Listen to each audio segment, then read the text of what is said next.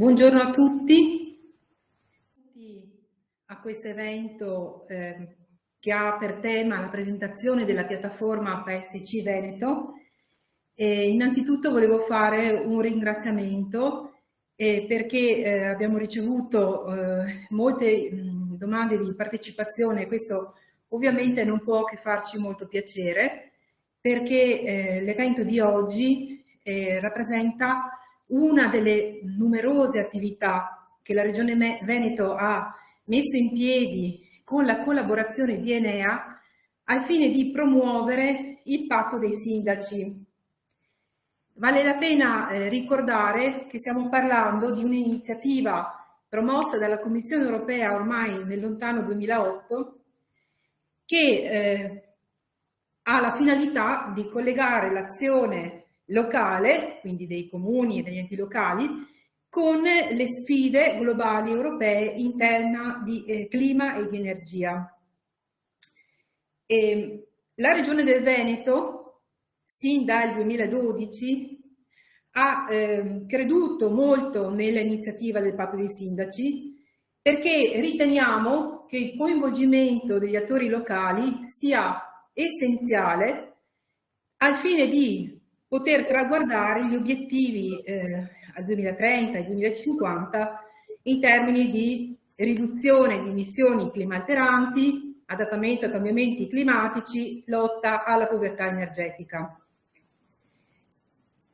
Ci tengo quindi a fare presente che quella di oggi è una, come dicevo, delle attività che rientrano in una vasta gamma di attività promozionali del programma Patto dei Sindaci che stiamo portando avanti dal 2012, nel momento in cui abbiamo aderito al Patto dei Sindaci in qualità di struttura di supporto per i comuni, ma che poi ha visto ulteriori step. Quindi nel 2014 la Regione del Veneto ha rinnovato il proprio impegno aderendo al nuovo Patto dei Sindaci per il clima e l'energia, assumendo il ruolo di coordinatore territoriale. Nella veste di coordinatore territoriale la Regione del Veneto ha inteso svolgere, ma tutt'oggi vuole svolgere, questo ruolo molto importante, riteniamo, di supporto ai comuni, quindi fornendo supporto, orientamento, assistenza tecnica, perché ci rendiamo conto che le amministrazioni comunali hanno tutto il desiderio, l'interesse di aderire al patto e portare avanti le attività del patto, ma che purtroppo talvolta non hanno una struttura amministrativa e tecnica che consenta loro di portare avanti queste attività. Nel 2022, in concomitanza con l'avvio dei lavori del nuovo piano energetico, la Regione del Veneto ha ritenuto opportuno dare un nuovo slancio all'iniziativa Patto dei Sindaci e per questo motivo ha dato avvio ad una collaborazione con Enea. Questa collaborazione, a partire da una prima fase di rilevamento dei fabbisogni del territorio regionale e delle potenzialità regionali, ha portato alla realizzazione di una serie di servizi e di strumenti in favore dei soggetti aderenti al Patto dei Sindaci. E il dettaglio delle fasi della collaborazione verrà poi descritto dalla collega, quindi non vorrei aggiungere molto altro e passerei la parola quindi alla collega Francesca Ugoni di Enea, che ringrazio per la collaborazione. Benissimo, grazie. Insomma, benvenuti a tutti. Per noi è un momento, sono sempre dei momenti molto importanti questi di raccolta di adesioni e in questo caso grazie della grandissima partecipazione. Insomma, noi è dal 2022 che Enea collabora con la Regione del Veneto in maniera molto attiva e operativa sul territorio proprio per promuovere il patto dei sindaci e i piani di azione per l'energia sostenibile e il clima. Qualche dato: siamo passati da un'adesione del 2023 dell'83% al 91% nel 2024, e considerato che la media nazionale di adesione dei comuni al patto dei sindaci era il 63%. Quindi questo proprio a indicazione del fatto che tutto il lavoro che Regione del Veneto sta facendo, come ci ha raccontato l'ingegner Zantedeschi, sta proprio dando i suoi frutti, e che quindi l'invito è quello di continuare e proseguire in questa direzione. Enea ha un ruolo anche a livello nazionale nell'ambito del patto dei sindaci, siamo i coordinatori nazionali e partecipiamo, e abbiamo anche costituito la cabina di regia nazionale del patto italiana. Un esempio in Europa, perché a livello europeo l'Italia sappiamo essere una degli stati membri con maggiori adesioni, e nello stesso tempo questa cabina di regia che si è costituita allo scopo di promuovere il patto dei sindaci e di mettere in sinergia le diverse azioni di promozione dei membri della cabina di regia è sicuramente un caso esemplare. In cabina di regia abbiamo la partecipazione dell'Ufficio Europeo del Patto dei Sindaci, dell'ISPRA e anche della Rete per l'Energia e per le Agenzie Locali RENAEL. Inoltre, diciamo, come ruolo di coordinatori è stato appunto incaricato la nostra divisione. Noi lavoriamo nel Dipartimento Efficienza Energetica, che è l'agenzia per l'efficienza energetica all'interno, costituita all'interno di Enea, e la divisione di cui facciamo parte tutti i colleghi che stanno lavorando a questo progetto è proprio quella che diciamo supporta e accompagna le pubbliche amministrazioni locali, sia a livello regionale che a livello comunale, nella sviluppo e implementazione di politiche per la transizione energetica. E ci occupiamo moltissimo di aiutare e supportare le pubbliche amministrazioni nella raccolta dati, che sappiamo essere uno degli elementi chiave per una corretta pianificazione del territorio, ma anche una delle grandi barriere ancora oggi nel nostro Paese. E sviluppiamo degli strumenti innovativi, questo grazie anche alle nostre partecipazioni ai tavoli europei sulle direttive e a tutti i progetti europei innovativi a cui noi partecipiamo, di programmi di finanziamento come Horizon o come i progetti LIFE, e che ci permette appunto di avere una visione molto ampia delle attività e appunto con la parola chiave che è quella dell'innovazione. Quest'anno, anzi nel 2024, l'anno appena finito, per noi è stato molto importante anche per un progetto di formazione proprio sui piani di azione l'energia sostenibile e il clima, che ci ha visto molto impegnati all'interno della Summer School Enea, alla sua, mi sembra, 12ª o 13ª edizione, dove quest'anno è stata proprio indirizzata al patto dei sindaci, mettendo a disposizione di tutti, soprattutto il target principale erano i comuni, gli uffici comunali, gli energy manager e anche i giovani laureati, sempre per cercare di far capire l'attrattività che poi nel lavorare negli enti pubblici. Abbiamo costruito un percorso di formazione di 15 ore asincrono online con relatori istituzionali che toccassero tutti e tre i pilastri appena accennati dall'ingegner Zantedeschi sui 3 pilastri del patto dei sindaci. Io adesso non vorrei dilungarmi troppo, perché bisogna lasciare tempo alle altre relazioni che saranno sicuramente più interessanti e più costruttive. In conclusione vorrei ringraziare Regione Veneto di questa collaborazione che per noi è molto importante, operativa, in particolare ci tengo a ringraziare anche Francesca Zuliani che insomma ha degli obiettivi ben precisi che porta avanti e insieme veramente riusciamo a essere operativi sul territorio. E ringrazio anche i miei colleghi di Enea come la dottoressa Pistocchini, l'ingegner Cignini, l'ingegner Colasuono che appunto si dedicano con molta convinzione in queste attività, e quindi non mi resta che augurare a tutti buon lavoro e ringraziarvi per questa occasione come la giornata di oggi. Grazie Francesca. Adesso darei la parola alla collega Francesca Zuliani che ci illustrerà in dettaglio tutte le attività che abbiamo portato avanti grazie alla collaborazione con Enea dal 2022 ad oggi. Buongiorno a tutti, grazie della presentazione. Il mio compito appunto è quello di parlarvi della collaborazione tra Regione Veneto ed Enea, dei risultati che abbiamo ottenuto e di quelle che sono le attività adesso in corso. Come si diceva prima, nel mese di giugno 2022 la Giunta regionale ha riavviato le attività di definizione delle politiche energetiche regionali, la pianificazione di settore e quindi la redazione del piano energetico, e ha formalizzato la collaborazione con Enea con una specifica delibera di giunta che è la 735, che poi tutto il materiale che adesso vi vado a citare lo trovate pubblicato sulla pagina web del sito di Regione del Veneto dedicato al patto dei sindaci. Questa delibera sostanzialmente declina la collaborazione tra le due parti, Regione ed Enea. L'ambito è quello della promozione e lo sviluppo congiunto delle attività di supporto, di informazione e di approfondimento.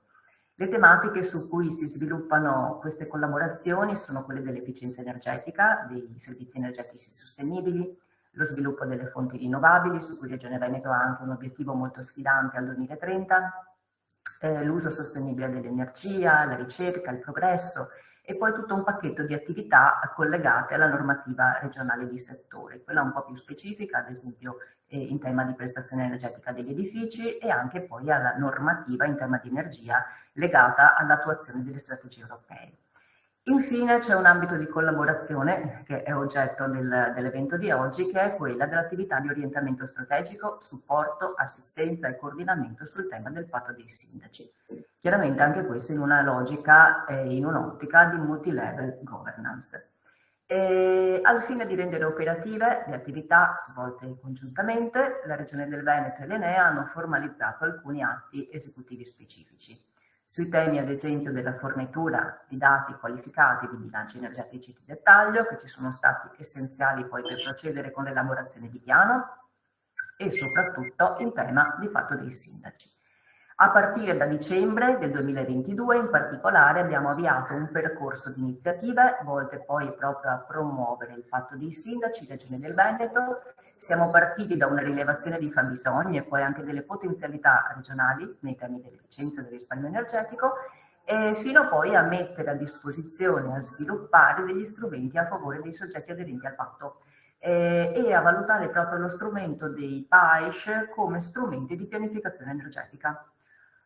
Tutto appunto è iniziato con la ricognizione dello stato dell'arte, attività svolta sia mediante delle banche dati pubbliche disponibili che poi delle banche dati proprio regionali, e poi tutte queste informazioni sono state integrate con dati e informazioni territoriali, con questionari erogato da noi, principalmente su due macro aree.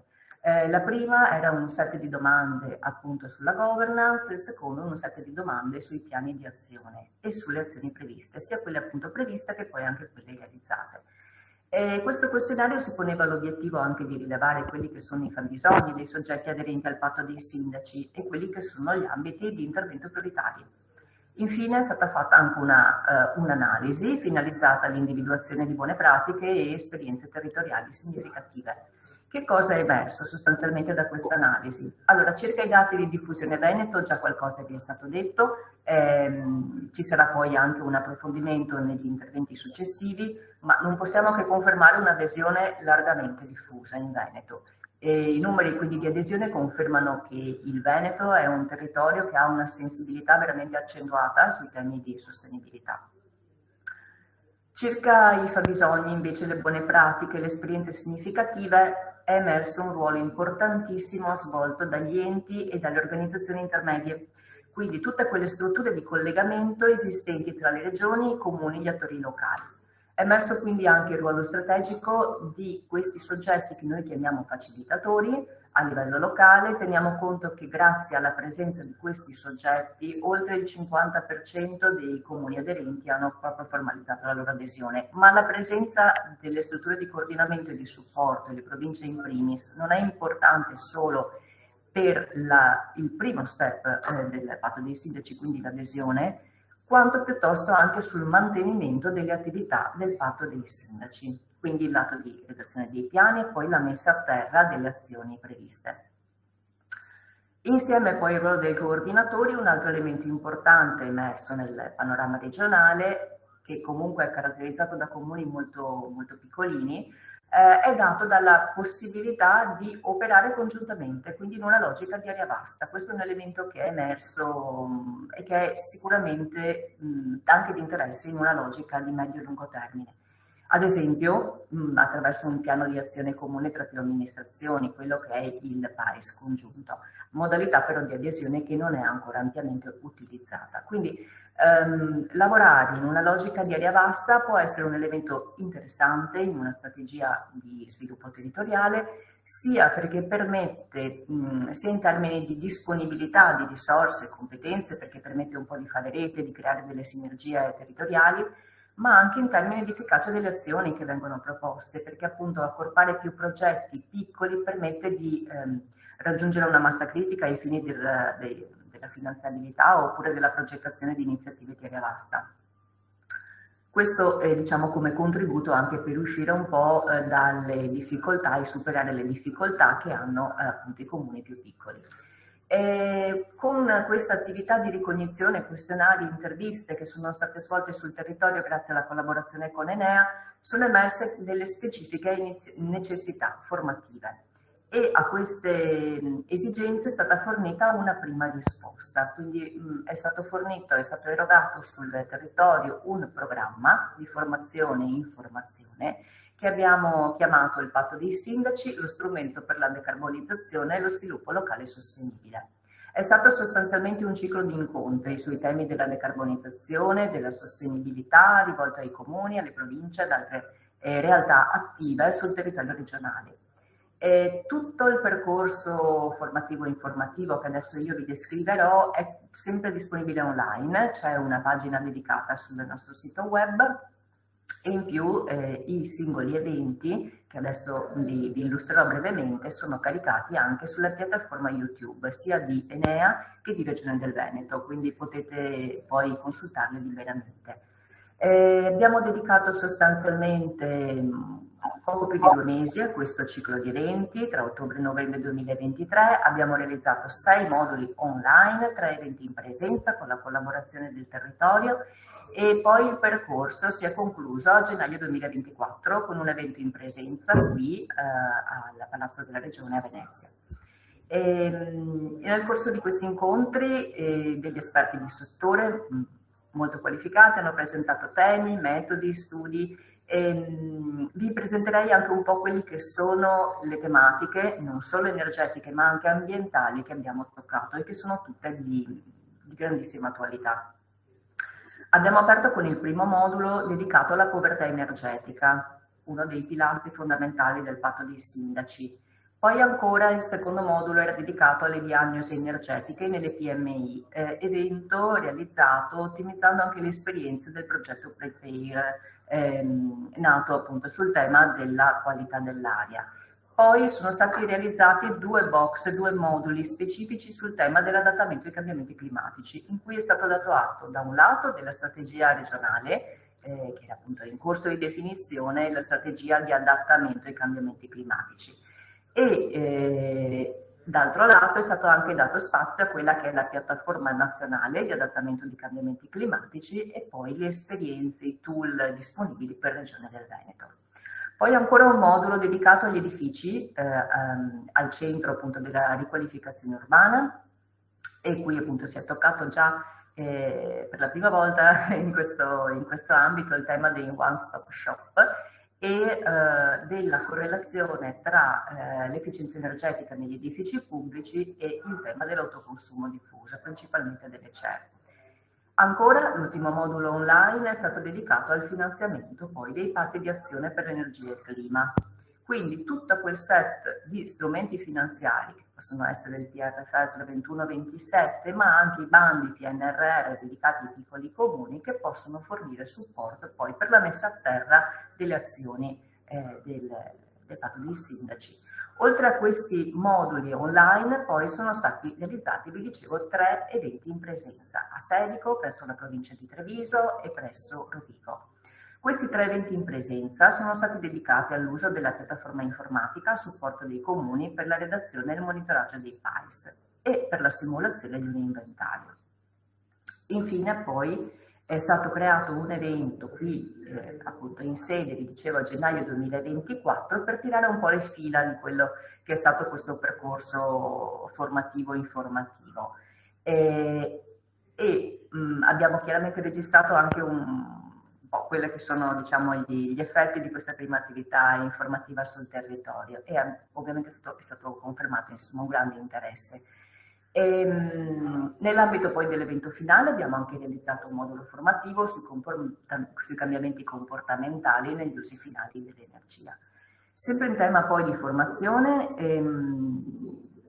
è importante ricordare anche il filone di attività sul tema dell'autoconsumo diffuso. Enea ha partecipato come relatore a ben 5 eventi organizzati da Regione Veneto con il supporto delle province sul tema del CER e degli AIRAC. Questo proprio per mettere a terra tutta una prima serie di attività legate anche alla nostra legge regionale 16 del 2022 dedicata appunto all'autoconsumo diffuso.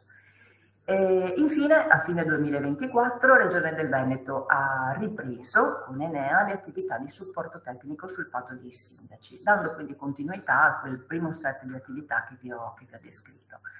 Con l'adesione a Italia in classe A abbiamo dato avvio a una campagna che abbiamo chiamato Per un Veneto in classe A insieme per un futuro sostenibile, nell'ambito della quale sono stati pubblicati e diffusi una serie di materiali informativi dedicati ai comuni, dedicati anche alle attività produttive, ma dedicati anche al mondo della scuola. E trovate anche qui tutto il materiale pubblicato sulla nostra pagina web. E quali sono invece i filoni di attività che sono attualmente in corso? Io li dividerei principalmente in 2. Da un lato ci sono tutte quelle attività che sono atte a valutare l'avvio di uno sportello PAIS, uno sportello unico PAIS, quindi un one-stop shop, richiamando un po' quello che prevede la direttiva di efficienza energetica 1791 del 2023.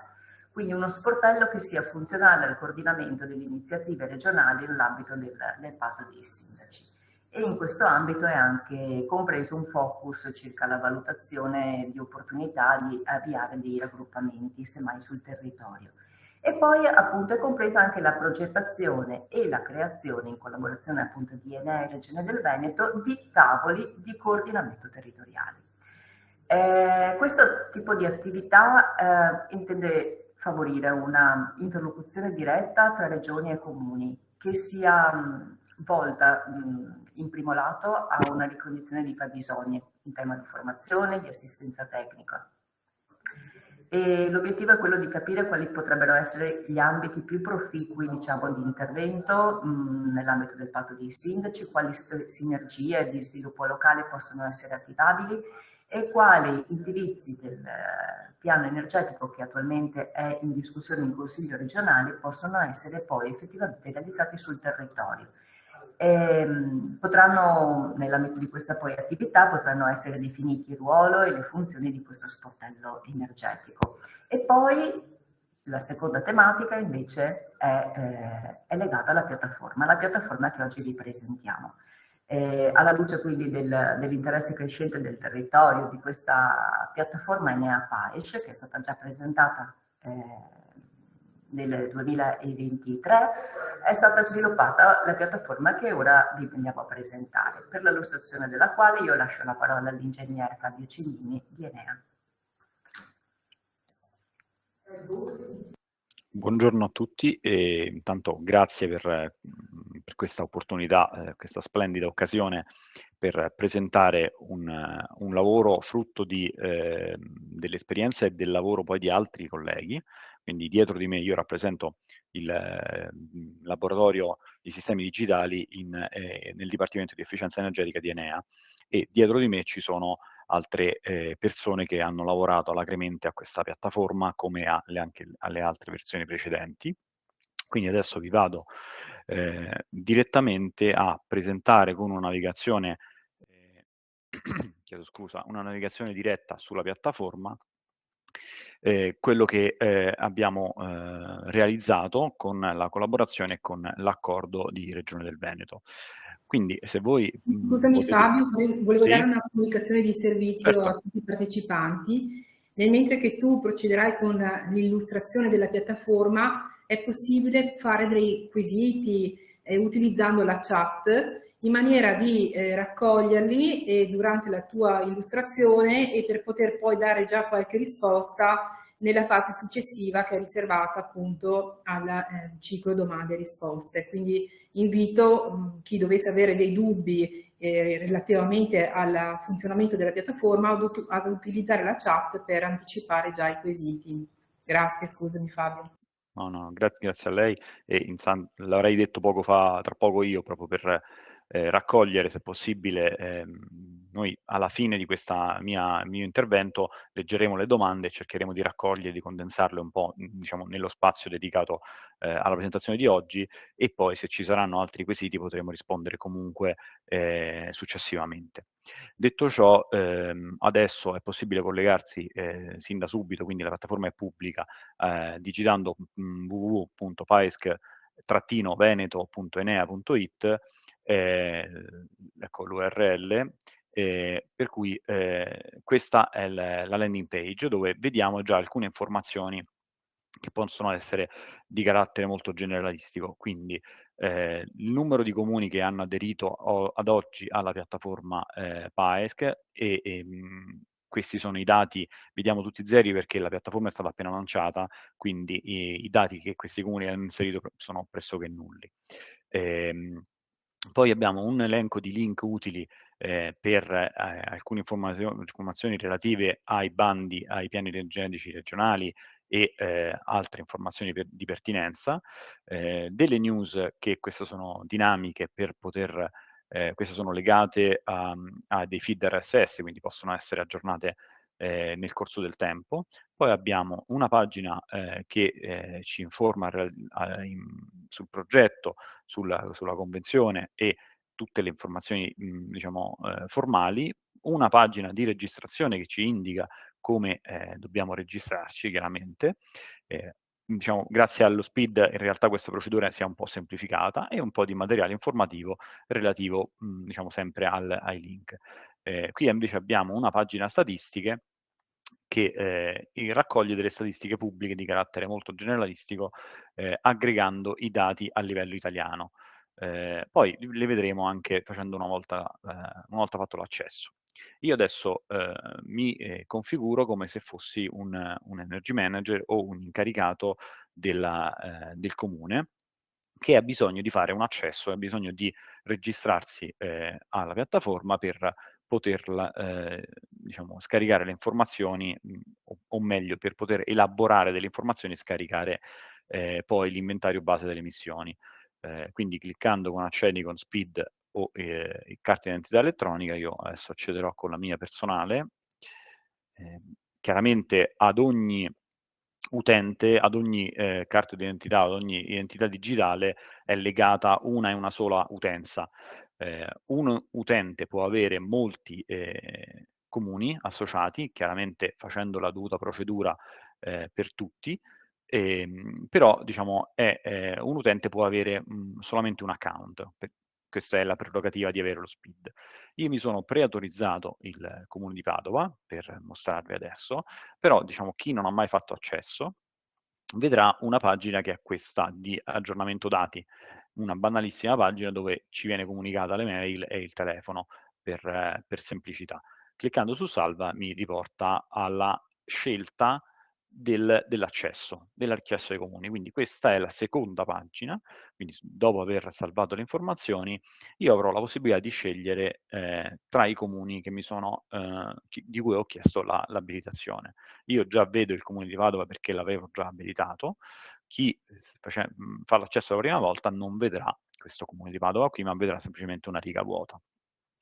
Sotto potrei andare a chiedere l'abilitazione per un altro comune, quindi io se volessi per esempio Treviso, clicco su Treviso, vado ad elencare la data diciamo di validità per il mio account, quindi a partire per esempio da ieri fino al 2026 magari, massimo un anno, per questo è diciamo un requisito base, ma diciamo si può rinnovare chiaramente la richiesta.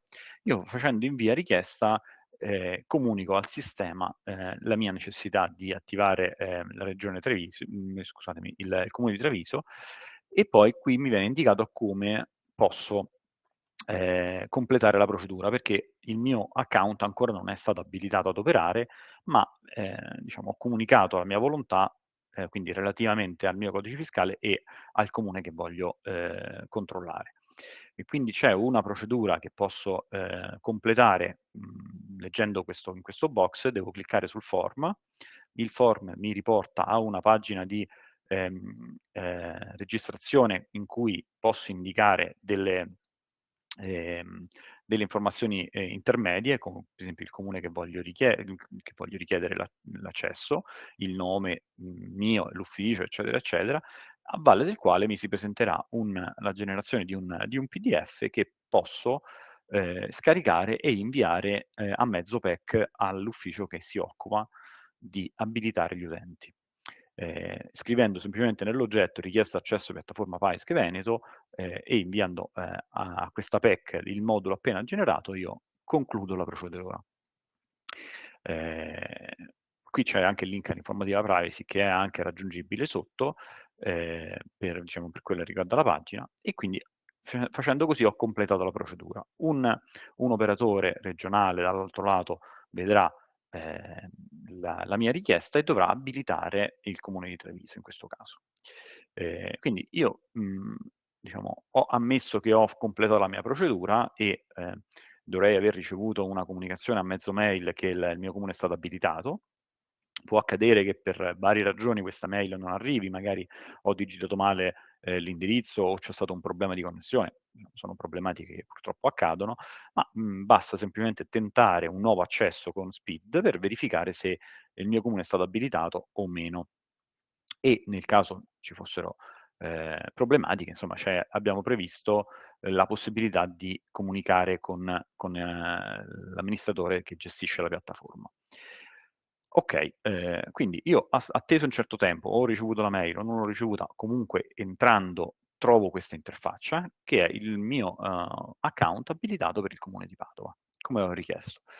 Quindi quello che vediamo è una navigazione basata su un menu principale dove ho la dashboard, che è questa pagina e le sottopagine, una pagina relativa alle banche dati Enea, ovvero i nostri dati relativi all'ecobonus e agli attestati di prestazione energetica, con la possibilità di filtrare le informazioni per vederli più o meno diciamo, dettagliati. Quindi posso cambiare l'anno, posso cambiare, qui vediamo l'elenco delle detrazioni fiscali aggregate per comma e quindi tutte le informazioni sommate e aggregate per comma. Poi abbiamo sotto un valore aggregato per gli incentivi connessi all'ecobonus e poi un valore, diciamo, dei grafici che mi fanno vedere l'andamento, come vediamo il comma 344 che è la riqualificazione energetica globale, uno di quelli che è stato più utilizzato di tutti, nel 21 ha avuto un picco, però io potrei spegnerlo per navigare gli altri e magari vederli più dettagliatamente, quindi vediamo che anche gli altri commi sono stati utilizzati più o meno nel corso del tempo, così come il numero di interventi a destra. Sotto invece abbiamo detto c'è l'attestato di prestazione energetica, quindi potrei cambiare l'anno per vedere l'attestato di prestazione, potrei cambiare il tipo se voglio vedere i residenziali, i non residenziali, eccetera. e il tipo di intervento in base, diciamo, che ha scaturito la creazione di questo APE. Queste sono informazioni, diciamo, in nostro possesso. Poi abbiamo la pagina Open Data, per esempio, che è popolata con tutte le informazioni Open Data che alimentano poi la stessa piattaforma. Quindi abbiamo delle informazioni relativamente a ISPRA, che purtroppo si limitano al 2019 in questa forma, quindi dal 19 in poi l'inventario disaggregato ancora non è stato fornito, viene fornito in un'altra forma, quindi disaggregato per altri gradi di libertà, però diciamo, può essere richiesto autonomamente sul sito di ISPRA direttamente. Poi abbiamo dati relativi al parco circolante, che provengono chiaramente dall'ACI, e questi sono suddivisi per le varie tipologie, quindi in tipologie di mezzo, tipologie di alimentazione e omologazione europea. Vediamo adesso in questa visualizzazione non si vede l'omologazione europea, ma ce l'abbiamo in altre pagine. Sotto abbiamo i dati dell'ex Ministero dello Sviluppo Economico relativi al gas e a quelli di Terna relativi all'energia elettrica, e ancora alcuni dati dell'Istat, come possono essere l'epoca di costruzione degli edifici e l'andamento demografico. Sono dati che possono essere più o meno recuperati autonomamente dai vari portali singoli, mentre uno dei plus della piattaforma è proprio diciamo, l'aver reso interoperabili queste fonti dati e comunicabili grazie alle varie conversioni di aggregazioni a livello territoriale o di cambiamento diciamo, della codifica, come può essere la codifica Istat, o ancora di cambiamento dell'unità di misura, per renderli confrontabili e utilizzabili nello stesso algoritmo. Questo è lo scopo per il quale diciamo, si utilizzano varie fonti dati. In ultimo, nel menu, vediamo c'è il link al manuale utente che vediamo essere qui aggiornato. Questa mattina proprio abbiamo applicato un'ultima correzione di bug proprio per dire come qui ci sono tutte le informazioni relative alla navigazione, come si può interagire con la piattaforma e le informazioni che vengono da e per diciamo, e ricevute dalla piattaforma. Quindi molte delle domande che diciamo, avrete, immagino, sono anche un po' spiegate qui nel manuale utente.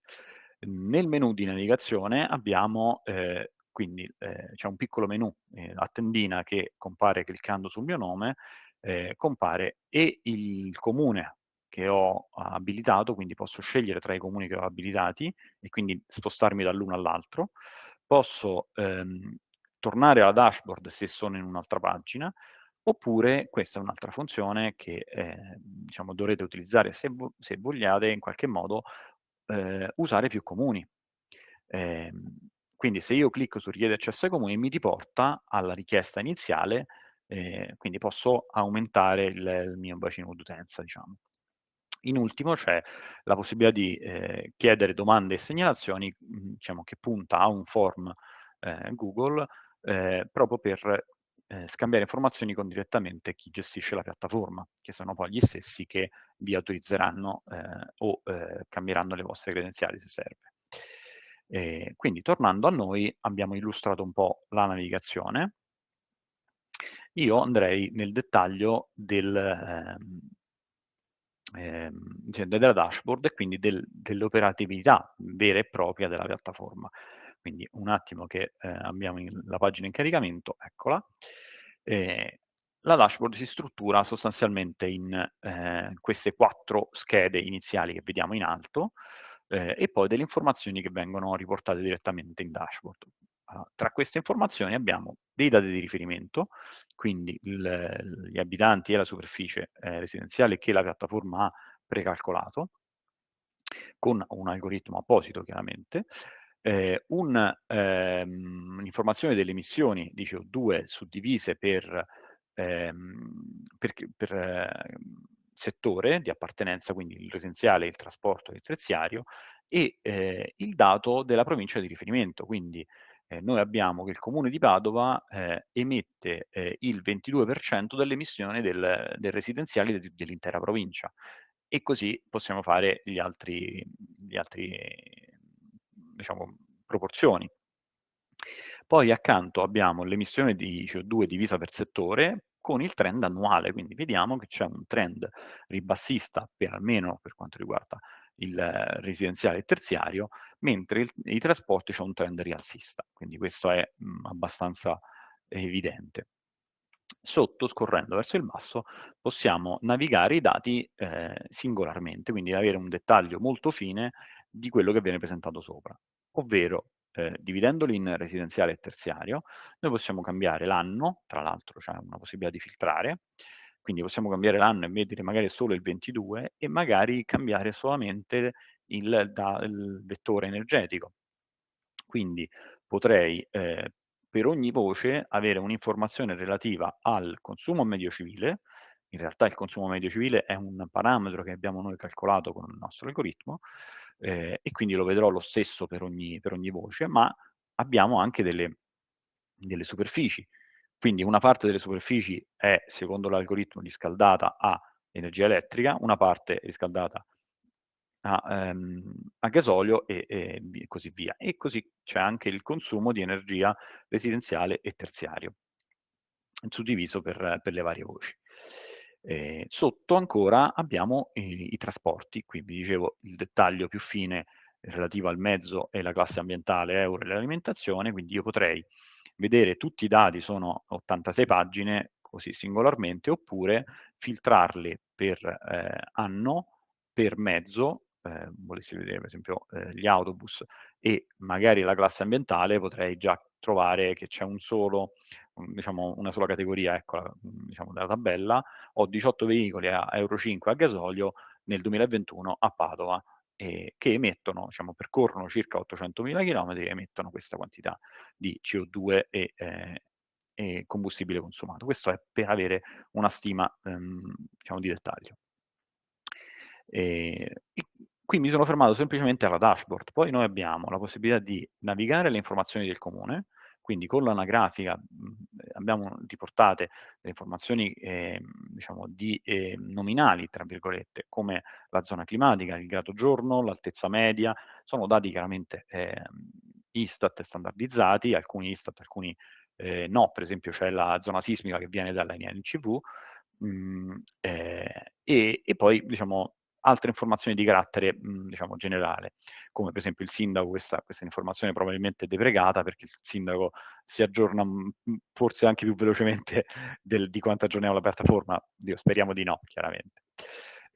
Poi la sede, le mail e il sito web sono informazioni statiche che non hanno nessun valore per l'algoritmo, però possono essere riportate, così come il logo. Andiamo invece nella card successiva, che è quella che maggiormente ci interessa ai fini del PAESC, cioè la generazione dell'IBE. Quindi io, per chi di voi ha già fatto IBE, diciamo, per prima cosa devo fare il conteggio dei consumi di tutte le categorie, quindi dal consumo privato al consumo pubblico, al consumo dei trasporti, per esempio.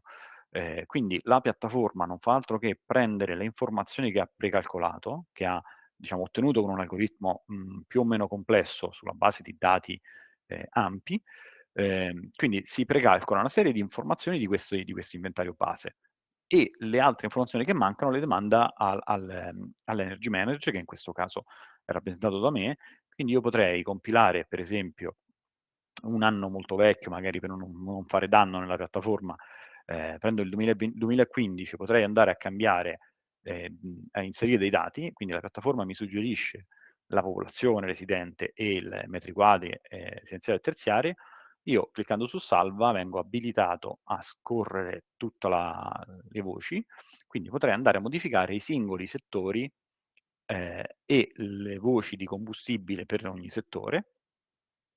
Posso andare a inserire qualche numero per averlo diciamo riportato poi nell'IBE, per fare un esempio.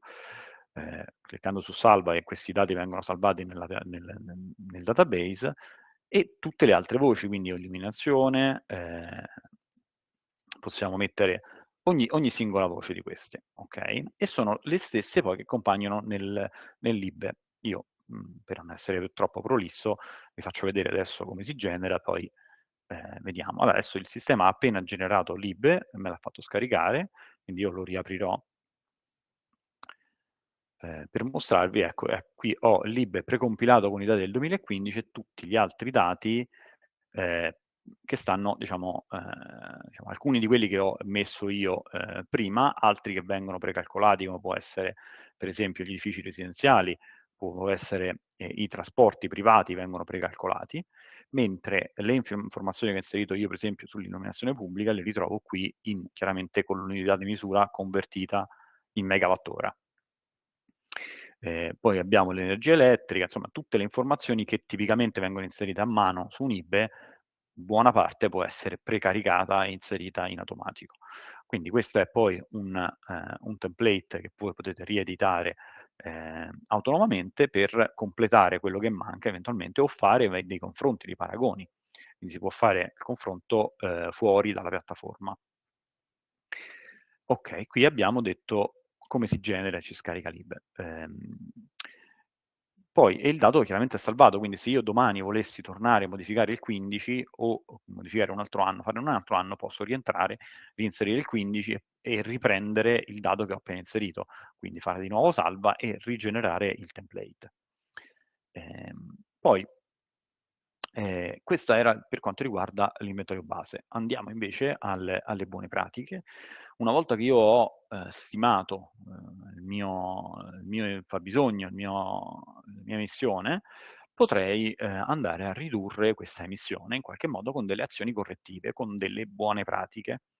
Quindi noi abbiamo inteso nella card buone pratiche costruire un utensile, un tool di simulazione per consentirci di stimare qual è l'efficacia delle buone pratiche. Per esempio, noi le abbiamo suddivise in politiche e upgrade tecnologici. Se volessimo fare un intervento di efficientamento di un impianto, come può essere la sostituzione di una caldaia a gas, no? Per il tipico sostituzione che adesso poi non è più così incentivato per, sappiamo, gli ultimi trend del conto termico. Quindi, se noi volessimo simulare questo tipo di intervento, cliccando su Visualizza Simula, possiamo avere un panel di informazioni, un pannellino con informazioni di base, come possono essere riferimenti di legge o suggerimenti applicativi, ma anche un'indicazione di quali suggerimenti, quali upgrade posso associare a questo, e andare a simulare qual è l'efficacia di questo intervento. Quindi se sostituissi 100 caldaie a gas, diciamo a camera aperta classiche, con altre diciamo usate per il riscaldamento e non lo so, altre 200 per l'acqua calda sanitaria e il riscaldamento contemporanea, avviando la simulazione ottengo un risparmio potenziale di energia e un'emissione evitata potenziale di 8 tonnellate circa. Ok, assumiamo che questa buona pratica possa essere interessante per me, per il mio PAESC, e me la voglio salvare per il futuro. Mettiamo caldaia. Metto caldaia come il salvataggio della buona pratica, cliccando su salva, automaticamente il sistema la tiene in memoria e me la lascia nella tabellina che sta sotto. Sopra invece abbiamo un elenco di buone pratiche proposte che sono suggerimenti concordati chiaramente con la Regione del Veneto che magari raccolgono delle direttive, delle informazioni o semplicemente degli aspetti peculiari del territorio. Quindi io cliccando sui link posso aprire le buone pratiche e visualizzarle. Queste sono buone pratiche diciamo testuali, ma ce ne sono anche dei link, quindi che mi portano al bonus di detrazioni fiscali. E diciamo queste possono essere diciamo anche ampliate in futuro, diciamo, immagino che si possa aggiornare la buona pratica in base anche agli sviluppi tecnologici, per esempio. Se vogliamo fare un altro esempio, andiamo magari sui trasporti, potrei sostituire, diciamo, pensare di sostituire il mio parco auto quindi visualizza simula, potrei, qui mi viene suggerito di in base a quanti veicoli sostituisco per gruppo, per segmento di auto, quindi se voglio sostituire delle utilitarie con 100 utilitarie con auto nuove elettriche, ottengo un risparmio potenziale di circa 300.000 chilometri in meno diciamo, 300 km risparmiati che vanno in elettrico, e sono circa 120 kg di CO2 risparmiati. Questo per darci un'idea proprio dell'entità, del volume che dobbiamo attribuire a ogni singola azione. Ok, l'ultimo passaggio è, bene, io ho deciso di fare, tra tutte le buone pratiche che ho simulato, che ho testato, ho deciso di fare questa delle caldaie, le altre non mi interessano. Bene, io potrei convertirla direttamente in un'azione, quindi se io clicco sul tasto giallo, se clicco sul verde, riapro la simulazione e vedo quello che succede. Se clicco sul rosso, posso eliminare la buona pratica, quindi non vederla più al sistema. Se clicco sul giallo, posso convertirla in un'azione, che è l'ultima delle card. Per cui qui ho la possibilità di inserire delle azioni nuove, delle azioni anche diciamo specifiche, dettagliate, che vengono progettate ad hoc per il mio caso, per il mio comune. Quindi potrei inserire dei titoli, potrei inserire un referente, potrei inserire delle informazioni più tecniche, come per esempio il settore di appartenenza, se sto facendo una cosa per la mobilità sostenibile o per la produzione di energia, per esempio, e lo stato previsto dell'avanzamento, quindi alcune informazioni dettagliate. Sotto invece ho precompilati i dati che vengono dalle buone pratiche, quindi ho un risparmio dovuto a questo intervento di 290.000 kWh e 8.000 tonnellate. Quindi andando a compilare queste informazioni, io posso salvarle e tenerne traccia nel sistema. Ovviamente alcuni di questi sono obbligatori, altri alla fine dell'inserimento del dato, altri no, quindi basterebbe salvarli così per, diciamo, riempire il dato giusto per vederlo salvato. Ok, dovrei aver inserito tutti gli obbligatori, faccio salva, ecco, giustamente ho dimenticato un numero, faccio salva e diciamo, mi viene riportato nel mio elenco delle azioni salvate. Poi potrei qui cambiare, come prima, modificarla, cancellarla o cambiare lo stato di avanzamento per verificare poi tenerlo aggiornato. Quindi questo è diciamo, una simulazione di utilizzo vero, come se fossi un energy manager, un responsabile comunale. Io diciamo, mi limiterei a questo per non essere troppo prolisso e non andare troppo lungo.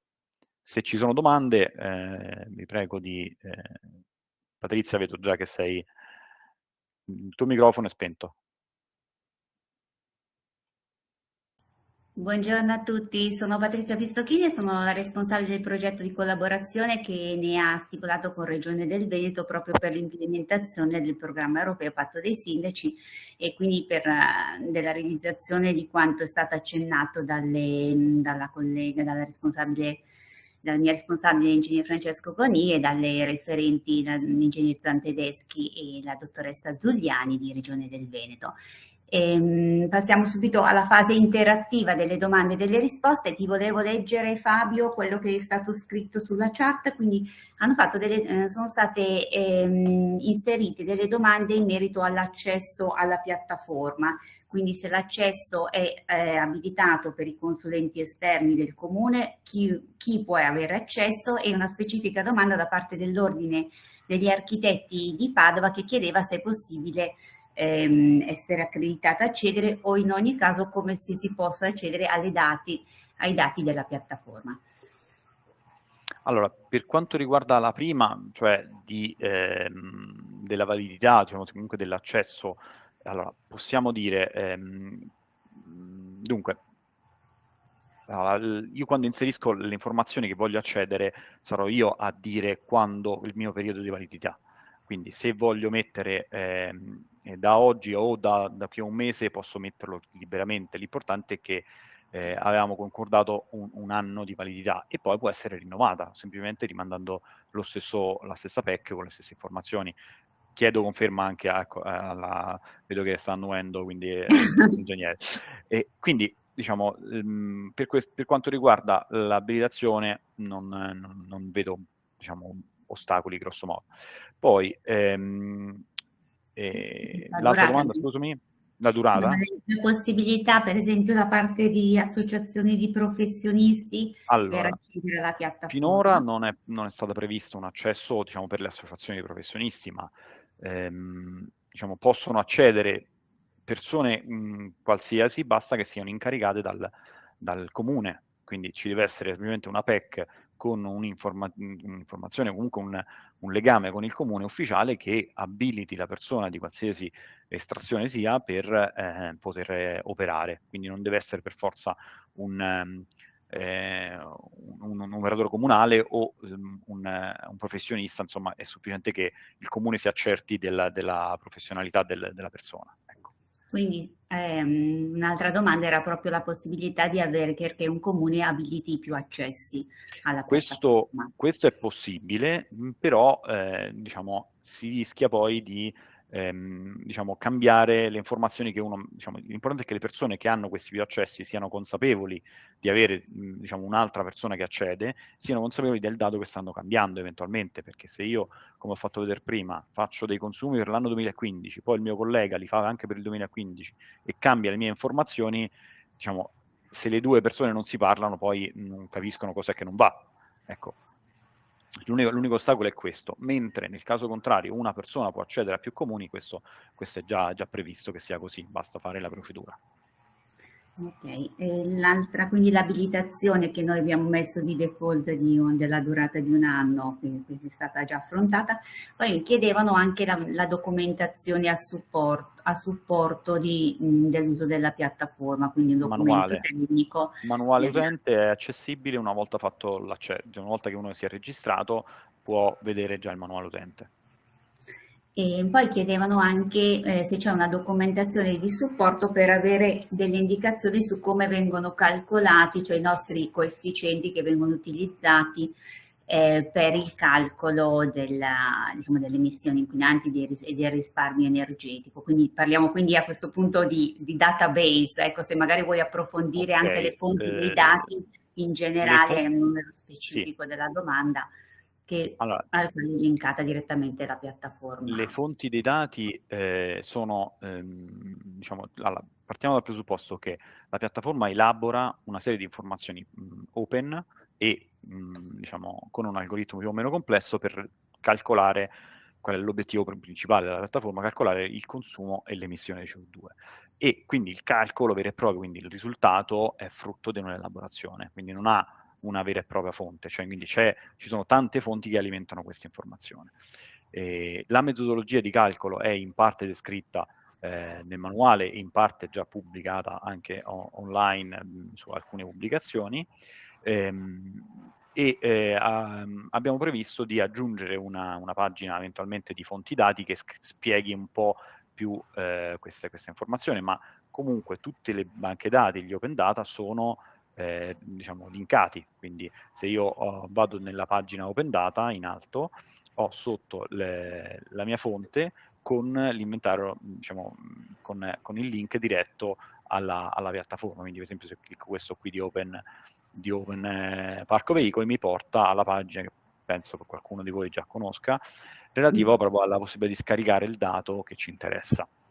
Quindi noi cerchiamo di tenere aggiornati questi link, può succedere che qualcuno per qualche motivo salti, ma insomma basta una semplice comunicazione lo ripristiniamo, e questo è relativamente alle fonti. Poi chiedevano se era possibile stampare i dati presenti per uno specifico comune. Ok, in questa versione ancora non l'abbiamo implementato, stiamo lavorando per farlo nelle prossime versioni come diciamo, nella possibilità di fare un download vero e proprio. Non possiamo assicurare il quando perché comunque c'è bisogno di un certo tempo di sviluppo, però diciamo, è la nostra intenzione di diciamo, potenziare la piattaforma, di dotarla e di aggiornamenti tecnologici, di sicurezza, ma anche di aggiornamenti diciamo, funzionali quando possibile, questo sì. Diciamo, nel futuro sicuramente, certo. Ad oggi è possibile fare la stampa da browser, come volessimo fare una stampa di qualsiasi documento, e quindi mi viene stampato quello che vedo a video, cioè più o meno bello, o magari semplicemente facendo degli screenshot. Quindi potrei filtrare, se io andassi qui in dashboard, potrei filtrare il dato che mi serve e fare uno screenshot per portarlo fuori. questo è l'attuale. Vogliamo approfondire un attimino, abbiamo ancora 4 minuti dedicati alle domande e alle risposte. Se vogliamo approfondire magari proprio la metodologia di calcolo che dicevi, 2 sottometodi che vengono utilizzati. Se posso, non so se c'è qualche altra domanda, perché anche nella sì, c'era una domanda sui comuni già iscritti, però ve lo presento io un attimino dopo la presentazione di Fabio. No, ma c'è anche altre domande sotto, io vedo, perché io sono nella chat questa che dei relatori, e per esempio vedo una persona che chiede: il sistema suggerisce le misure finanziarie perseguibili? No, in questa fase non c'è un suggerimento. Non ce l'ho nemmeno. No, perché forse stai guardando sullo stream te, quindi questo invece è sulla pagina dei relatori. No, perché abbiamo dovuto attivare due canali di streaming, perché ringraziamo, perché siamo più di 460 utenti che sono collegati in questo momento, quindi ha creato quindi una difficoltà di collegamento, di organizzazione della esatto. Quindi io sto scorrendo infatti questa chat proprio per capire, no? Quindi, lui è un informatico, quindi è perfetto, lui riesce a fare 3 cose insieme, soprattutto queste tecnologiche. Allora, quindi vado in ordine dalla prima, insomma quella lì che sta più in alto. Quindi per la monitoraggio biennale, quindi si chiedono la conferma sulla possibilità di accesso a consulenti esterni incaricati dai comuni per la redazione dei PAESC o monitoraggio biennale. Allora, il consulente esterno può entrare chiaramente con l'autorizzazione concessa dal comune, come diciamo detto poc'anzi. Il monitoraggio biennale è un tipo di attività che si fa facendo un IBE, di fatto un IME, o meglio, ma il calcolo è grosso modo lo stesso. Nella piattaforma non è prevista la distinzione tra IBE e IME per ora, però si possono utilizzare il dato chiaramente usando l'anno di riferimento. Quindi la validità, come abbiamo detto, può essere 12 mesi per ora, ma non so se con la regione si può vagliare la possibilità di aumentarlo o meno, ma è estendibile tranquillamente. Poi leggo sotto la documentazione, questi dati li abbiamo già risposta. Sì. C'è un'altra nella connessione, che quindi la registrazione dell'evento comunque verrà pubblicata di Regione del Veneto. Poi c'è la multi-utility, il comune ha incaricato una società esterna multi-utility per redare i piani e il monitoraggio a livello provinciale e regionale. Dovrebbe essere la stessa società a operare nel portale per conto del comune. Ok, poi si parla di linee guida, ma abbiamo detto c'è il manuale, ma ci sono anche le linee guida di riferimento del JRC a cui diciamo, la piattaforma si ispira, quindi molte delle informazioni sono anche riportate lì. Dovrebbero esserci anche dei link in home page esterna, insomma pubblica, a queste linee guida. E dunque, poi abbiamo detto... Richiedeva un utente che non ha partecipato, ha avuto una scarsa connessione, richiedeva l'accesso alla piattaforma da parte di un comune, quindi, scusa, lo ripetiamo. L'accesso alla piattaforma, quindi con lo SPID. Sì, va bene, quindi questo è... volevi dire, mi hai fatto un'altra domanda. La sola consultazione invece è possibile avere un account di solo consultazione senza l'iscrizione alla piattaforma? Per ora non è stato inclusa questa possibilità, no.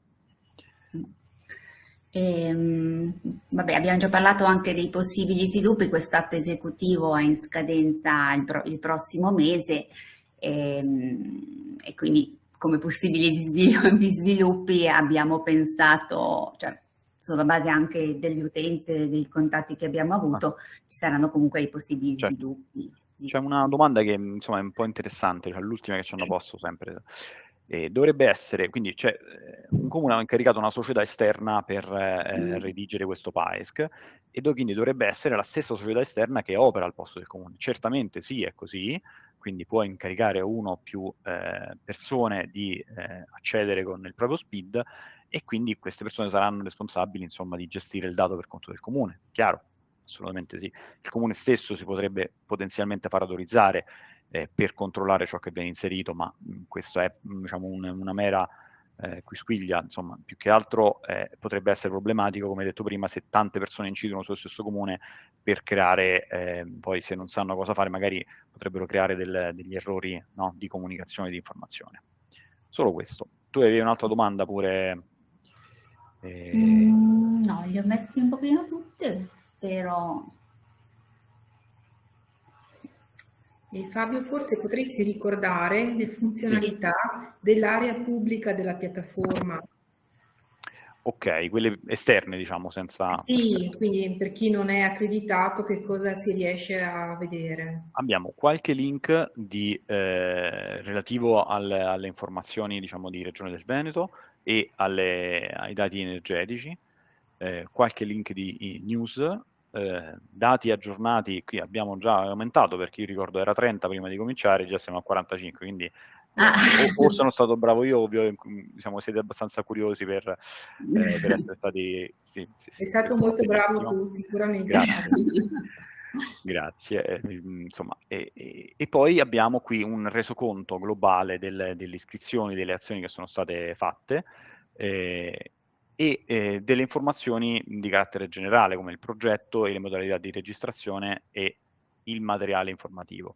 Quindi qui abbiamo per esempio il link al patto dei sindaci europeo che ci riporta sul sito che, diciamo, penso molti di voi già conosciate, proprio dove sono riportate le linee guida, ma anche tutte le informazioni sempre più aggiornate, chiaramente, sempre aggiornate. Vabbè, altre informazioni.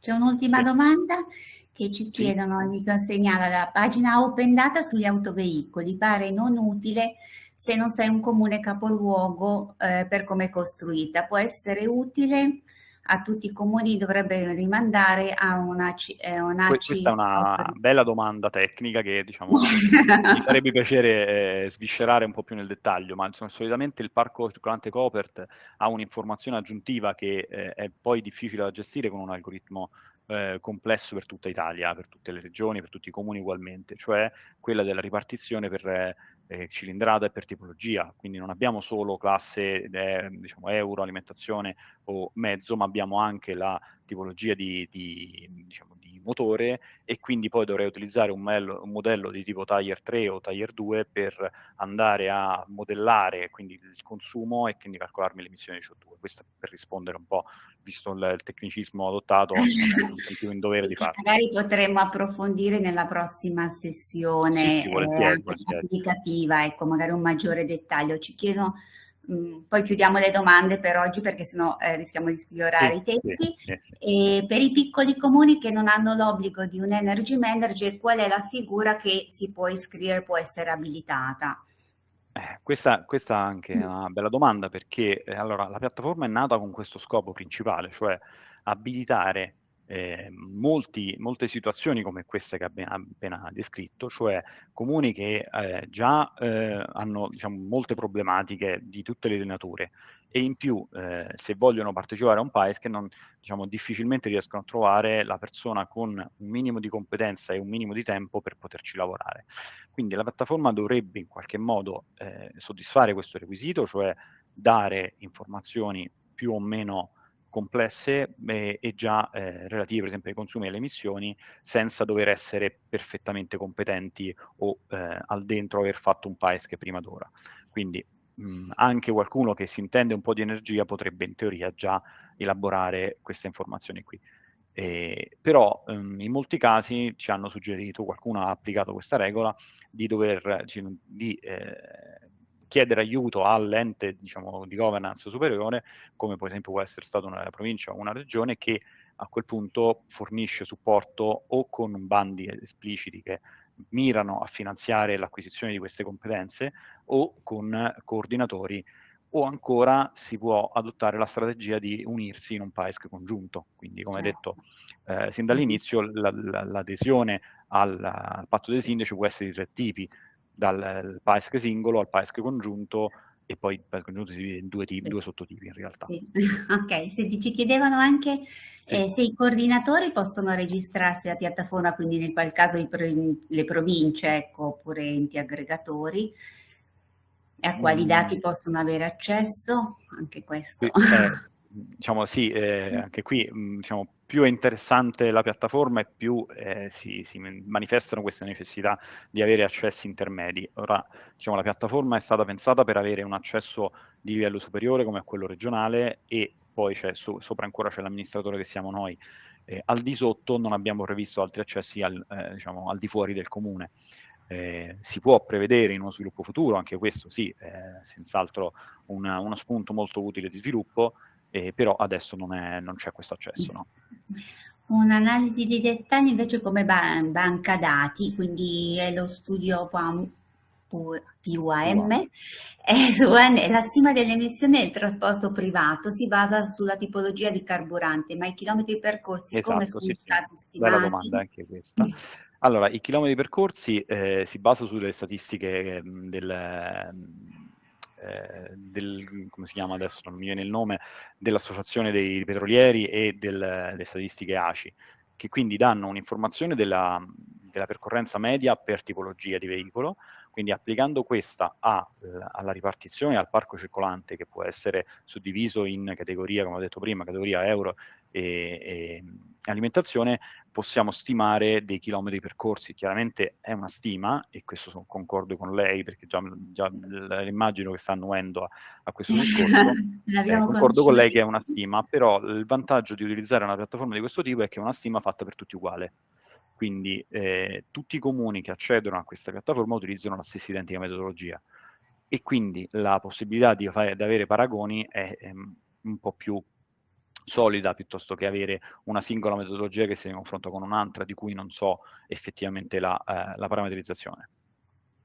C'è stata anche una domanda, quindi un suggerimento della possibilità di accedere ai dati dei singoli comuni anche in solo lettura dalla parte pubblica. No, abbiamo previsto anche qui un accesso, in realtà questo si potrebbe trovare il modo di farlo anche qui, diciamo, uno sviluppo futuro, però purtroppo, quindi interrogando la piattaforma in modo opportuno si può richiedere semplicemente la fotografia di quell'anno, quello potrebbe essere fattibile. Ecco. Devo verificare la fattibilità tecnica, diciamo, alla luce dello sviluppo del recente, quindi con la Regione del Veneto, però magari si può implementare nel giro di breve con un accordo con la Regione. Insomma. Poi ci chiedono la disponibilità dei dati nell'anno 2024, ma non so a che cosa si riferisca. Allora, il dato del 24 sì, ma immagino che si riferisca proprio all'inventario base del 24. No. E questo, diciamo, siccome la piattaforma si basa su una serie di open data che vanno a incidere poi sull'algoritmo, non tutti questi open data forniscono i dati del 24, anzi vi dirò, chi sembra che li abbia a volte bisognerebbe guardarli, perché diciamo, alcuni dati potrebbero essere o incompleti o comunque non propriamente aggiornati. Quindi gli unici dati del 24 che sono in piattaforma sono quelli del nostro possesso, chiaramente perché per ovvi motivi, mentre gli altri si arriva al 23 perché sennò non si avrebbe l'algoritmo completo. Certo.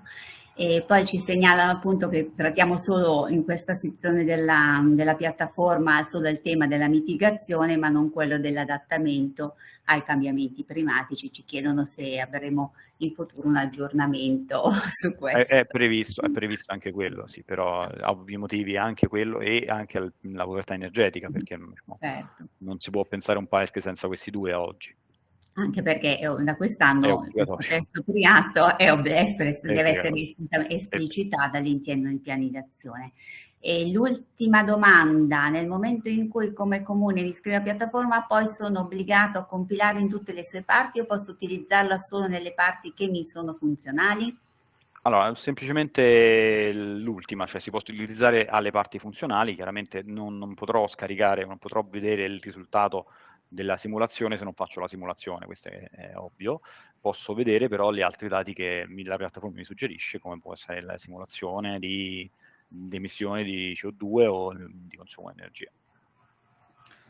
Ok, chiudiamo quindi a questo punto le domande. Vi faccio un grazie Fabio, grazie a tutti per essere intervenuti.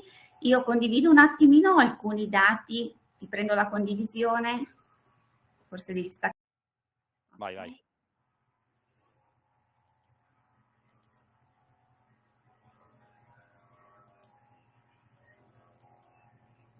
Spero si veda.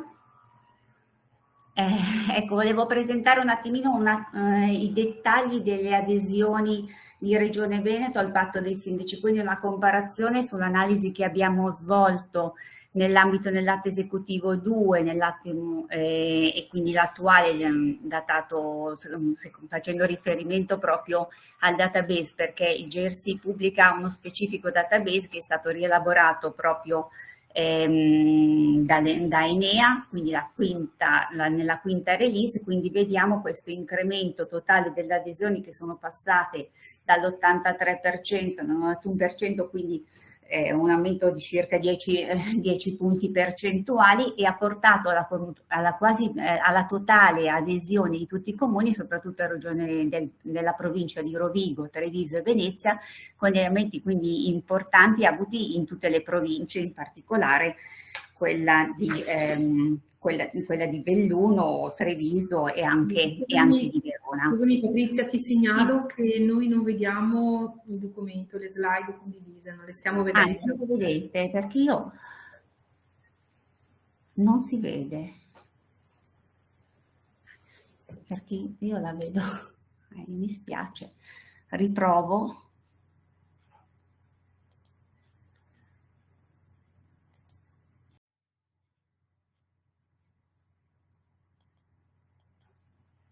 Così si vede?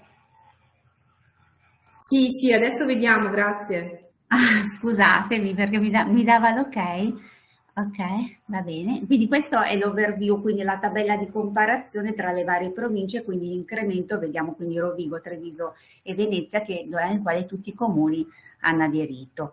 Questo spaccato invece mette in evidenza quanti comuni, sempre di Regione del Veneto, è un dato aggiornato sempre alla quinta release del GSC, quindi sono i dati al gennaio 2024, quindi dei comuni che hanno aderito al patto dei sindaci secondo le 3 tipologie che vi accennava Fabio, quindi la tipologia, quindi un'adesione a titolo individuale che rappresenta un 73% delle adesioni, può essere nelle altre tipologie di adesione collettiva che rappresentano il 9% come adesioni con impegni individuali e il 18% come impegni collettivi. Di tutti questi quindi hanno presentato un comune, quindi il 73% si è dotato un piano d'azione. Abbiamo esplicitato però anche gli obiettivi di questi piani, che per la maggior parte, quindi un 71%, hanno fissato degli obiettivi al 2020, mentre una ridotta percentuale sono gli obiettivi prossimi, quindi al 2030 sono solo 94 piani, e quindi rappresentativi del 25%, e solo 13, quindi circa un 4% hanno gli obiettivi. Quindi l'azione che sta facendo Regione del Veneto è un'azione molto incisiva, cercando di promuovere strumenti tecnici come questo della piattaforma, quindi campagne informazione, quindi queste attività che sono proprio previste dall'atto esecutivo numero 3, per accompagnare i comuni e anche quindi i coordinatori locali quando verranno rinnovati gli impegni dei comuni che hanno aderito al programma europeo. In questa slide, come mi era stato richiesto nella chat, abbiamo presentato proprio gli iscritti alla piattaforma, quella nazionale, quindi i 31, quelli della nazionale 31 afferiscono alla provincia.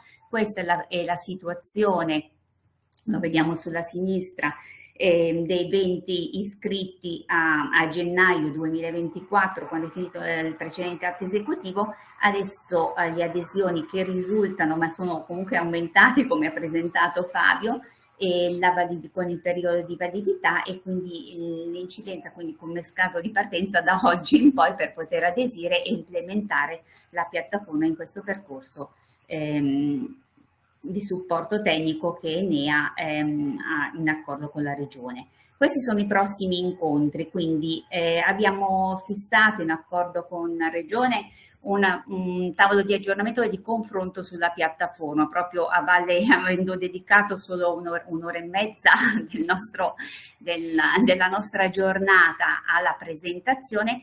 Vi lasciamo quindi tutta la documentazione quindi le indicazioni su come registrarvi, di come accedervi, e abbiamo fissato questo incontro di confronto per approfondire. Quindi c'è una sezione dopo l'accreditamento nella piattaforma, abbiamo creato una sezione e comunque sarà sempre attiva, ma in questo contesto vogliamo raccogliere delle eventuali altre domande di approfondimento che magari riscontrerete nell'utilizzo della stessa. Vi chiediamo di farlo entro il 10 di marzo in modo tale di arrivare con delle risposte tutte coordinate, quindi accorpare le vostre domande. Ne è una sezione dedicata dove entrate nel login, nella sezione comune, ci sarà, ho ripreso anche il link di riferimento della piattaforma, la sezione domande e segnalazioni, dove vi invitiamo a confrontare. Come vi accennavano le colleghe di Regione Veneto, abbiamo fissato dei tavoli tecnici di confronto. Questi sono stati fissati per il 24 marzo, anche in questo caso si accederà tramite un collegamento RAN. A breve Regione del Veneto vi manderà un approfondimento. Sono fissati su due temi specifici. Uno è proprio quello che abbiamo detto, il pilastro della povertà energetica, il terzo pilastro obbligatorio da quest'anno del patto dei sindaci, sarà dalle 9:30 alle 11, e abbiamo focalizzato, condiviso un altro argomento molto importante, proprio stabilito che a livello legale nell'ambito della nuova direttiva sull'efficienza energetica, e quello dell'applicabilità del principio dell'efficienza energetica al primo posto, dove approfondiremo questi temi. Ci sarà un intervento normativo, quindi di contestualizzazione su quello che è la normativa di riferimento, esempi pratici, l'attività che sta facendo Regione del Veneto e Regione Emilia proprio di applicazione di questo principio, e che si terrà dalle 11:30 alle 13. Quindi vi daremo nell'ambito invece ritornando al discorso della povertà energetica, parteciperà direttamente anche il GRC, enfatizzando proprio dove vi darà proprio delle indicazioni pratiche sugli indicatori, ed è previsto anche, oltre a quello di Regione del Veneto, anche l'intervento di ASL, un'associazione quindi della dottoressa Barbesi, che vi presenterà proprio l'attività dell'osservatorio sulla povertà energetica e dei bandi che sono disponibili e gli strumenti resi disponibili di partecipazione ai progetti. Io vi lascio con questa slide. L'ultima cosa che non avevamo citato era che la collaborazione di Regione Veneto è stata resa nota anche in ambiti, ha promosso dei risultati nel rapporto annuale sull'efficienza energetica di Enea, sia nel 2023 che quest'anno, e presenteremo anche l'attività del coordinamento nazionale della cabina di regia del patto dei sindaci dell'Enea con il Covenant Ormeo, ISPRA e Renale, in occasione di un evento a Grevena in Grecia, con un focus proprio sull'attività che ci fa piacere condividere con Regione del Veneto. Io molto bene, interrompo qua e passo la parola. Passo la parola all'ingegnere Tedeschi per la conclusione. Sì, io in conclusione voglio fare presente che abbiamo pubblicato nella pagina istituzionale della Regione del Veneto, abbiamo dedicato una pagina proprio alla piattaforma che vi abbiamo appena illustrato, dove troverete il link di accesso. E volevamo provare con la collega anche a farvi vedere il percorso, se riusciamo a condividerlo. Non so se Francesca riesci, grazie. Quindi entrate nella home page della Regione del Veneto, trovate in basso a destra, trovate la sezione relativa all'energia, e poi in basso a destra proprio la sezione dedicata al patto dei sindaci, e qui trovate una serie di pagine, provate a consultare quella relativa alla piattaforma PSC Veneto, e lì troverete il link di accesso alla piattaforma.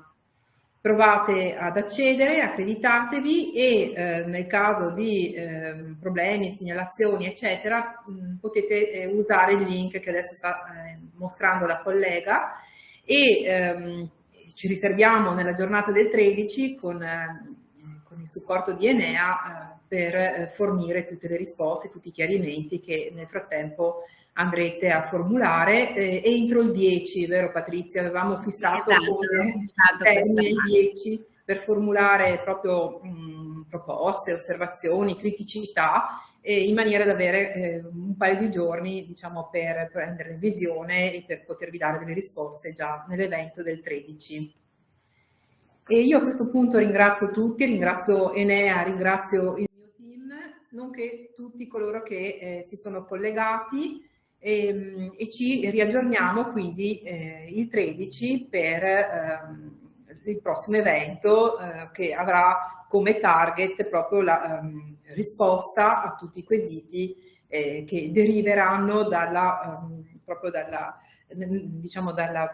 provare a utilizzare la piattaforma, quindi eventuali criticità, osservazioni, eccetera, avranno molto più spazio rispetto al tempo che abbiamo potuto dedicare oggi per vedere come poterli risolvere. Grazie a tutti, ci aggiorniamo al 13. Grazie per la partecipazione. Grazie, arrivederci.